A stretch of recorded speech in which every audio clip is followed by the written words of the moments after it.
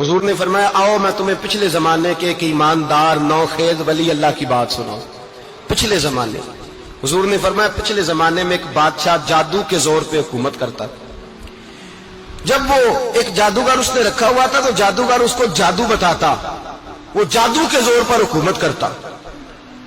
جادوگر بوڑھا ہو گیا تو کہنے لگا بادشاہ کوئی نوجوان میرے پاس بھیج دے, اب میں بوڑھا ہو گیا ہوں میرا پتہ کوئی نہیں کب مر جاؤں. ایک نوجوان کی ڈیوٹی لگائی, بڑا زیرک سمجھدار اپنے رعایا میں سے چن کے جو ذہین فطرت مزاج بچہ تھا وہ اس نے لگایا. اللہ کے محبوب علیہ الصلوۃ والسلام فرماتے ہیں بچہ جادو سیکھنے لگا, وقت گزرنے لگا. بچہ جب جادو سیکھنے جاتا تو رستے میں ایک راہب بھی تھا جو انجیل جانتا تھا. وہ اللہ اللہ سکھاتا, لوگوں کو حضرت عیسیٰ علیہ السلام کی تعلیمات سے آگاہ کرتا. اس نے دیکھا کہ یہاں بھی لوگ اکٹھے ہیں تو وہ بچہ اس راہب کے پاس بھی اٹھنے بیٹھنے لگا. اب جب اس کے ساتھ اس کی گفتگو بڑھنے لگی تو اس کو باتوں میں لذت آنے لگی. اس نے راہب نے پوچھا کہ تو کون ہے اور کس طرح سے آیا ہے, کیا تیرا معاملہ ہے؟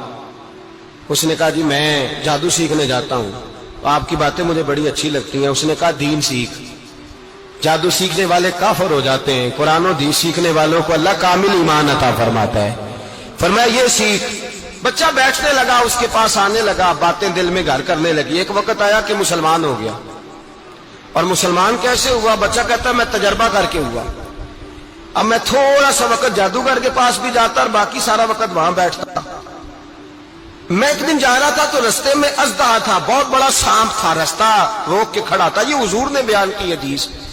نبی پاک صلی اللہ علیہ وسلم فرماتے ہیں بچہ کہتا ہے کہ رستے کے اندر سانپ ہے, رستے بند ہے, لوگ چھتوں درختوں پہ چڑھے ہیں, راش ہے.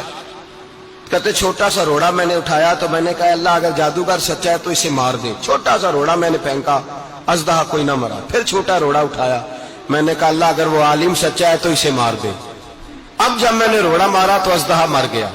میرے اندر سے گواہی آئی نہیں دین کی باتیں سچی ہیں, نہیں قرآن کی باتیں اسلام سمجھانے کے لیے عرض کر رہا ہوں. اگرچہ اس دور میں انجیل تھی, اللہ رسول کی باتیں اچھی ہیں. کہتے میں مسلمان ہو گیا, اب میں نے راہب کے پاس ہی رہنا شروع کر دیا, جادوگر کے پاس چھوڑ دیا. اس بچے نے آنا.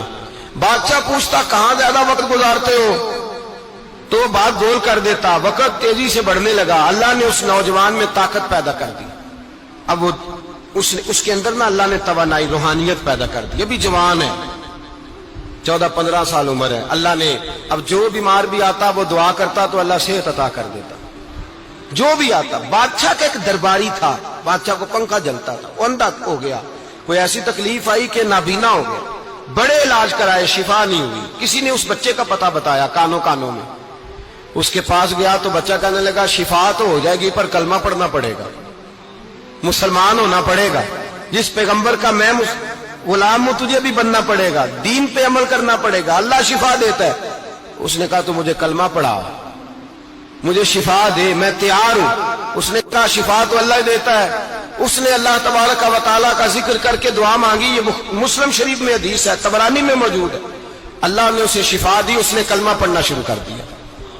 یہاں ایک نقطہ لکھا ہے ہمارے علماء نے, کہتے ہیں جب اللہ ولایت عطا کرتا ہے نا تو یہ سفید بالوں والے کا حصہ نہیں ہوتی.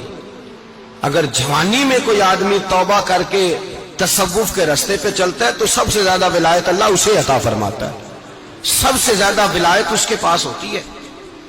ابھی اس کے بال کالے ہیں, چڑھتی جوانی ہے, دعا کی تو اللہ نے, اور حدیث پاک میں موجود ہے کوڑے آتے تو شفا یاب ہو جاتے, اندھے آتے تو شفا یاب, برس والے آتے تو اللہ سے دے. جوان ہے. بادشاہ کے پاس وہ واپس گیا, وہ جو آدمی جس کی آنکھیں ٹھیک ہوئی تھی. بادشاہ نے پوچھا کہ کیسے شفا ملی؟ تو کہنے لگا میرے رب نے شفا دی ہے. بادشاہ سجدے کراتا تھا, اپنے آپ کو منواتا تھا معاذ اللہ. کہنے لگا میرے علاوہ کون رب ہے؟ اس نے کہا وہی رب ہے جس نے تجھے پیدا کیا ہے, اور وہی رب ہے جس نے مجھے اندھے کو آنکھیں دی ہیں, وہی ہے میرا مالک. کہا اچھا تو مجھے نہیں مانتا؟ کہا نہیں میں اپنے رب کو مانتا ہوں. بادشاہ نے اسے سزا دی, ستایا. اس نے بچے کا پتہ بتایا, پھر بچے کو بلا کے ستایا تو اس راہب کا پتہ بتایا. راہب بھی قتل ہو گیا, نابینا بھی قتل ہو گیا. بادشاہ نے کہا سپاہیوں سے اس بچے کو لے جاؤ اور پہاڑ کی چوٹی پہ جا کے نیچے پھینکو تاکہ مر جائے. بچہ پہاڑ کی چوٹی پہ گیا تو ہاتھ اٹھا کے کہنے لگا یا اللہ میرے لیے نہیں اپنے لیے, मेरे लिए नहीं, अपने लिए इन्हें अपनी कुदरत के जलवे दिखा। मेरे लिए नहीं, अल्लाह के बंदे अपनी जान बचाने की दुआएं नहीं मांगते, अपने लिए इन्हें अपनी कुदरत के जलवे दिखा। ये दुआ मांगी, जितने लोग साथ आए थे वो सारे जमीन पे गिरे और सब मर गए, पहाड़ से गिर के मर गए। बच्चा वापस सीधा बादशाह के पास कहने लगा, लो भाई मेरे रब ने मुझे बचा लिया है। जवान का ईमान देखो, मेरे रब ने मुझे, बोलो मेरे अल्लाह ने मुझे ईमान की गवाही दे रहा है, मैं बच गया हूं, तू झूठा है, मेरा रब सच्चा है। उसने कहा ले जाओ इसको दरिया में, कश्ती में बिठाओ, बीच दरिया के जाके धक्का दे दो।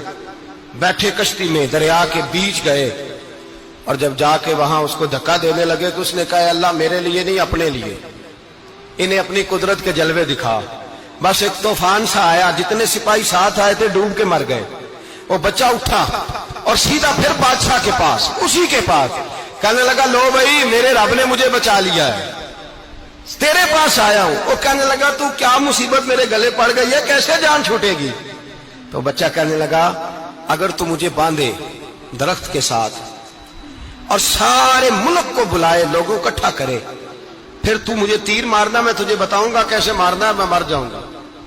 अल्लाह का बंदा नौजवान, ईमान देखो, मरने के तरीके बता रहा है, मैं तुझे बताऊंगा मैं कैसे मरूंगा। ये बात कही, बादशाह ने सारा मजमा जमा किया, मुल्क सारा बाहर आ गया, दरख्त के साथ बांध दिया।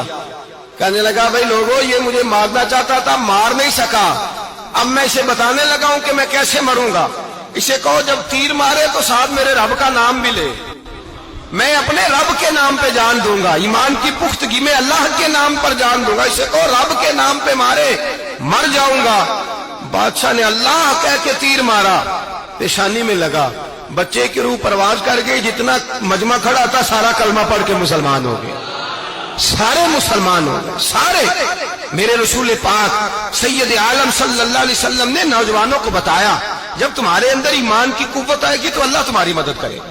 फरमाया वो नौखेज वली था, अभी जवान राना था, अभी उसकी पेशानी पर जवानी के आसार थे, लेकिन उसने अल्लाह को राजी किया, रब करीम को राजी। विलायत का मतलब बुढ़ापा नहीं, विलायत का मतलब वो नहीं कि जब बड़ा लंबा वक्त गुजर जाए तो फिर आदमी आए कहीं नहीं अब क्या करना है, अब मस्जिद ही है, अब तो इसके अलावा गुजारा ही कोई नहीं।